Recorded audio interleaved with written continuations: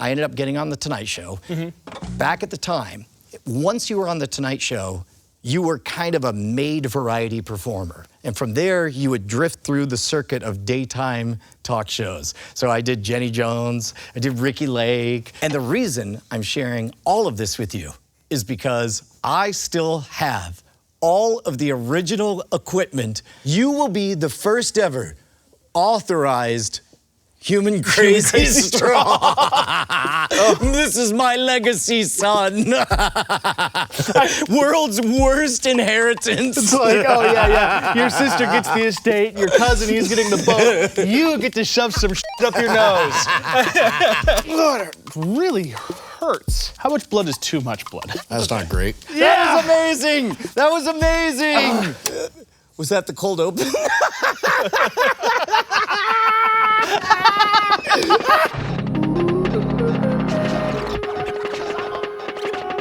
This episode of The Modern Rogue brought to you by Squarespace. Head on over to squarespace.com/rogue, spell it right, R-O-G-U-E. Get 10% off.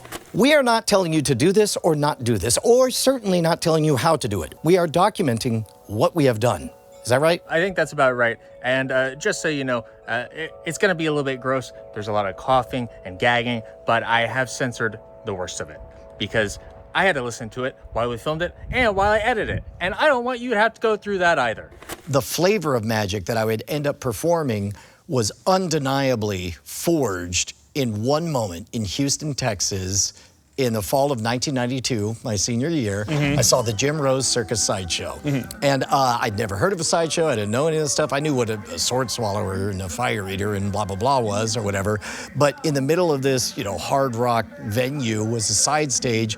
They set the expectation at the beginning that people were going to faint during the show. Right. And sure enough, because group dynamics is before I knew any of that, people would faint at the show. And as a result, the electricity in that moment was incredible. You had, Zamora the Torture King, who would jab needles through himself. You would have, before he was the Enigma, he was Slug, the sword swallower. And there was one member of the Avengers of Sideshow called Matt the Tube Crawley. He would pump his stomach live on stage. He had a feeding tube that he would run up his nose, down into his stomach, and they would use a plunger to plunge 40 of beer into his belly, and then suction it out so it was mixed with the bile in his stomach. And because this is peak Generation X times, in the night that I was there, lead singer of Ministry, Al Jorgensen, I believe, came on stage and drank the bile beer. Oh, okay? God. Okay. Whoa. Okay. So, it was so metal.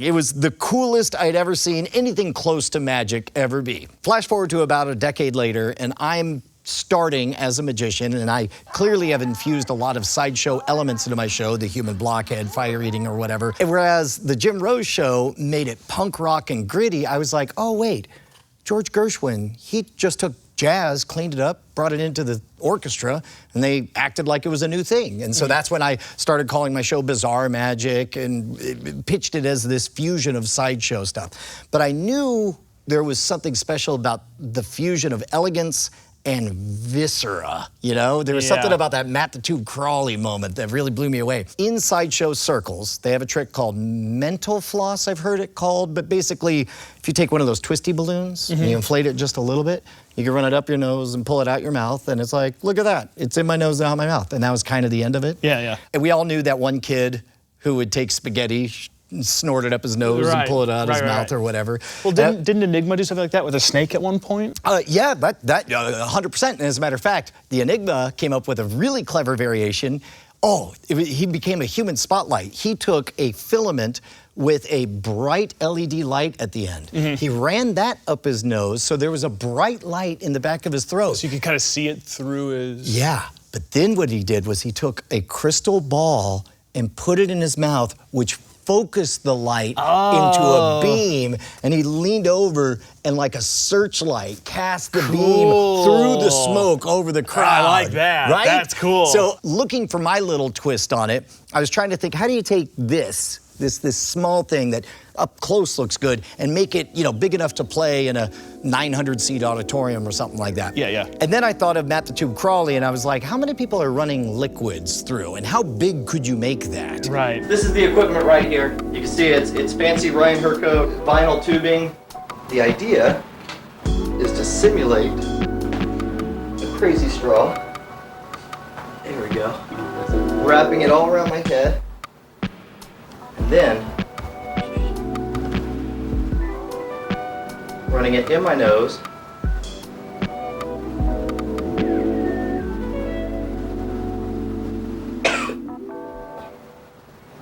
And out my mouth. And now for the drink. All right, Bonnie, you ready?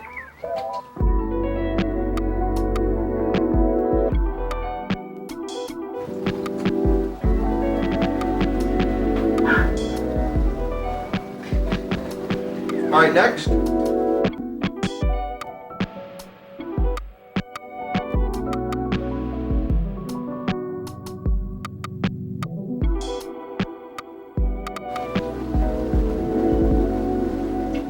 There we go. It's a successful test. The only clue you get as to what you're about to see is that it's called the human crazy straw.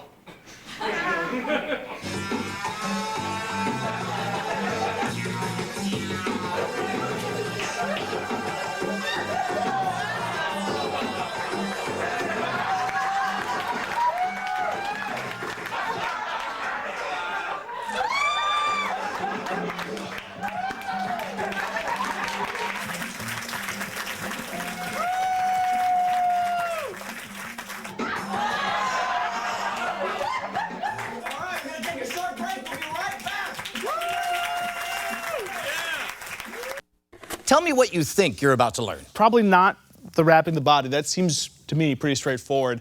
I think what I'm gonna mostly learn is how to snake that thing up and through my sinuses and out my mouth without chundering everywhere.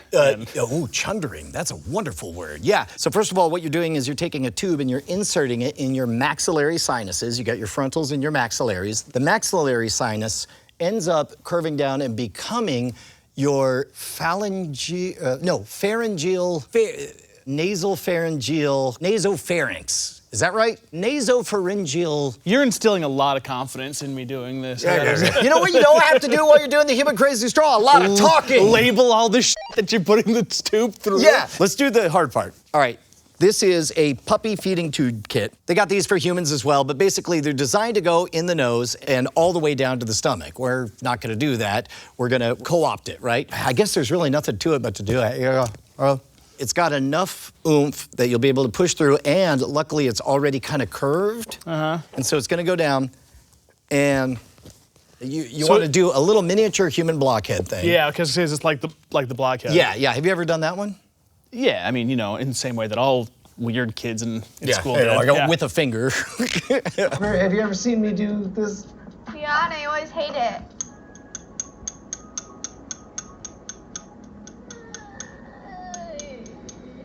You hold still. Feel this.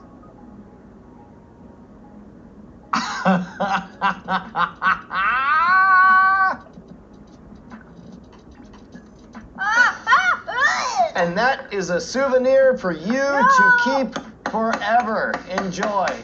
So you'll get it and you'll feel it all the way in the back. Oh, you look like you're going up. Am I going up? You want to drag it across the bottom of your sinus. Yeah.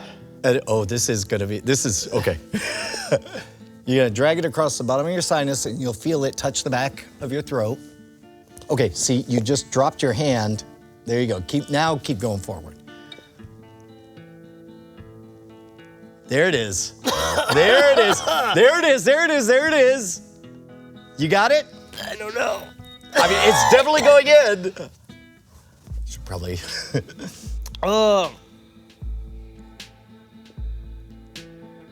Okay, yeah, there it is. You got it? Okay, yeah. all right. Now, here's the difficult part. This is kind of internal. You're just gonna have to push, and you're gonna feel it tickling the bottom of your throat. And then you may gag. Maybe stop trying to talk at this point, but basically it's just what it looks like. Oh. Oh, so the tube that I developed it on has developed a natural kind of curve to it. Yeah. Oh, it hurts. Yeah, it'll do that.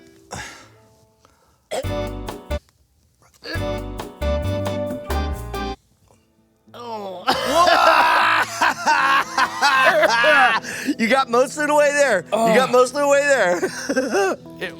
Yeah, okay, so the part that kind of made me give up there was that I usually don't have much of a gag reflex even back there, right?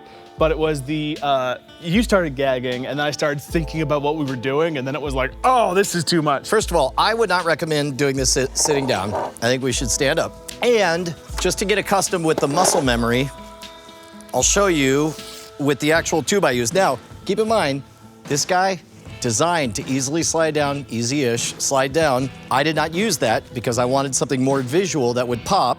And so I got silicone tubing for a fish aquarium tank. Uh-huh. There we go. So did the barb on the edge of that hurt? There's a bit of a sharp edge there. So literally 20 years ago, I took scissors and I cut. You can actually see the bevels on there, and then you can see the difference here. Yeah. It's thicker, but it's going to be softer. Out of curiosity, Brian, Yeah. how much time did you sit alone just shoving crap into your nose until you got this? I don't know, an afternoon or two. It's really remarkable because, you know, sometimes you have the idea, you buy all the stuff, and then you find yourself alone in the room, and you're like, what am I gonna have bought all this stuff, had this idea, and not see it all the way through? Right. It's funny because you get to a place where after thousands of times of doing it, you can tell the moment that you've set it on your head whether or not you landed it in exactly the right place. And when I replace this tube, I have to get it down like to within a couple of millimeters. Otherwise, it throws off the rhythm because it's like every single move. Right. It's like all of the variety arts where everything matters. It's all wrote into your muscle memory. Yes, and you can tell when something's off and it's gonna compound into something else, into something else. So at this point, like I'm entering the headspace of being on stage, which means like even my body posture, You are very different all of a Yeah, sudden. exactly, right?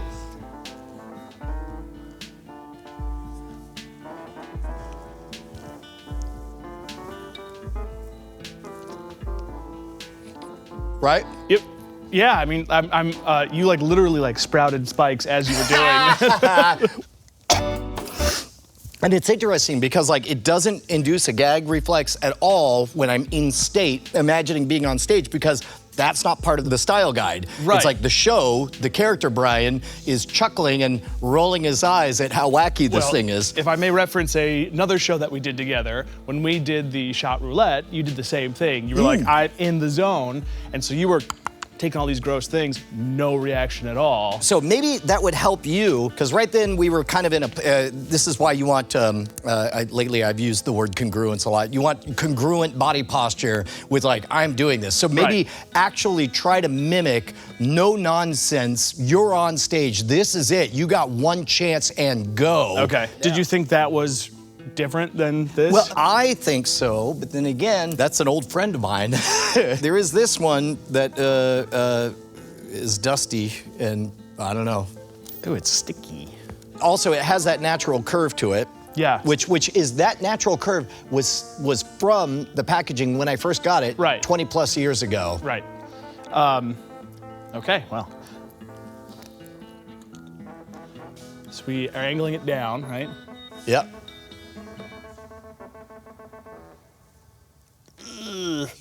Oh, you know what? I think I like the puppy one a little more. Okay, good. Yeah, go with the puppy one. Okay. Can you, I don't know, go like, or something like that? Did you hear about this guy? He's doing my car collection. Human crazy stuff. I hid in a closet once and I overheard a bunch of Okay, maybe it's too distracting. Maybe it's more fun to do the bit than to pick my nose. I know. All right. Boy, do you look the part. Yes, now you're doing it right. You got the right angle. Straight back, and then you're gonna hit that back of your throat. Just keep on going. You got no choice, man. You're live on stage. 6,000 people are screaming for you. You're gonna get it down past your throat. There you go. You want it farther on down if you can. God, it really hurts. Yeah, so try this. Give it more natural curve so it wants to come. How much blood is too much blood? Is there any blood? Yeah, a little bit. Okay, well, That's okay. not great. To properly A/B test, I should. Ooh, yeah. That'll do her. Ah, there we go. I got it. Once you're past. Aha. Yeah. With a little more curve, just go straight back and it'll automatically curve and bump down. Yeah, the more time that you let it lose its curve, the harder it's going to be. There you go. Keep on running it. Keep on running it. Ugh. Ugh. Ugh. You should feel a moment that it starts to slide down your throat. Yes, yes, yes. And then it's just what it seems like. You're gonna go back and you're gonna hook your finger around like you're scraping the back of your throat. Yeah. You got this, you got this. Oh, so close. Oh no, I could tell. You got past one of the checkpoints though. Yeah. Oh man, it's really painful. Yeah. Ryer, do you have a deviated septum? No, I broke my nose a lot. Uh-huh. And I've done problems to my sinuses, but it's getting back there. I can definitely feel it. I think what's going on is that the little feeding holes on these are catching the soft palate. Try the other nostril. Yeah, okay. This is where I get to turn into the Kung Fu master that's like, again! Again, do it again! I have developed a handedness to which nostril I prefer. Do you think it's because you've gotten used to it, or have you like stretched out? A customization really happens. You become accustomed to one side or the other. A customization. Yeah. You're not customizing. Well, I mean, that's probably some of that's happening as well. But it's funny how little moves matter big. Like I start here because I'm right-handed. That's what I use to wrap around. So it goes in the left nostril. Yeah. To do this, I would have to do everything left-handed, which would be very awkward. Let me do it again and find the words for it. So when it sticks back here, I pulled it down. So now it wants to be more curved. And then I went up. And that kind of hooked it forward. Yeah. So you want to get it more in a hook, and then you want to just swing up and down, and it's coiling and then shoving down like that. Okay. Okay, what'd you do? Okay, so now you're gonna pull it down towards your lips. There we go. Get it curved, curved, curved, curved, curved, curved, curved, curved, curved, curved, and then you're gonna go up and then down. Did it make it past? Let's take it. Once you. All right, you want it to go pretty far down there. You got it. You got it. Hey God, let me collect. Yeah. But it looks like you've got it deep enough that it's on the back of your throat. Reach in and grab it. Oh God, this is gonna be unwatchable. Take those. Just throw them away.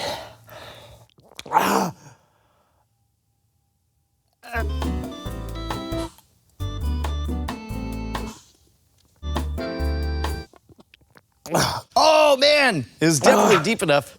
I'm sorry, Mom. I know the big show's tomorrow, but I know the swimsuit has to fit. Okay, so I'm letting that warm up around my hand while it's coiled like that. Yeah. Do you have any other stories? Or No. Because any stories I tell, if they're good, they'll make the episode too long. okay. Ryan, maybe you could introduce Ryer to the stage, to the audience. A little bit more pressure. Actually, that will help. Ladies and gentlemen, you're not going to believe the thing you're about to see. I bring to you a marvel all the way from the other side of the country. That's right, the frozen wastelands of Michigan. This freak of nature has driven across miles and miles of country roads to be here tonight in Austin, Texas, to amaze you with the incredible, the only authorized performer of Brian Brushwood's very own human crazy straw. Ladies and gentlemen, to amaze, delight, entertain, and shock you, I bring to you Ryer Appeldoorn. Okay.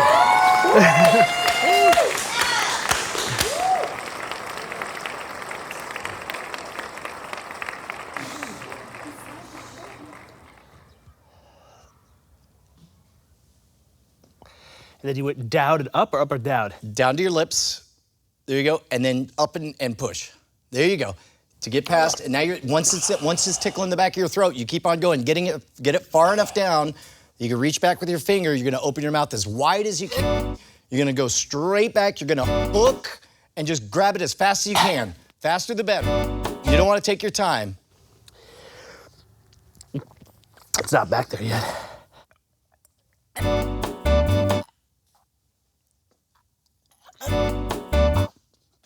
Are you able to touch it with your finger? Okay, great. So you're gonna need more than just that one finger. You're gonna need to actually grab it. There you go. There it is. There it is. There it is. Hold on. Keep holding it. Keep holding it. Keep holding it. Keep holding it. Keep holding it. Keep holding it. All right. All right. All right. You got to adopt the pose. What's the pose? The fountain pose. Yeah. No. Like this. Like this. Like this. Like this. Like this. Like this. There we go. And Jay Leno says, "Amazing! Amazing! Holy shit, you did it!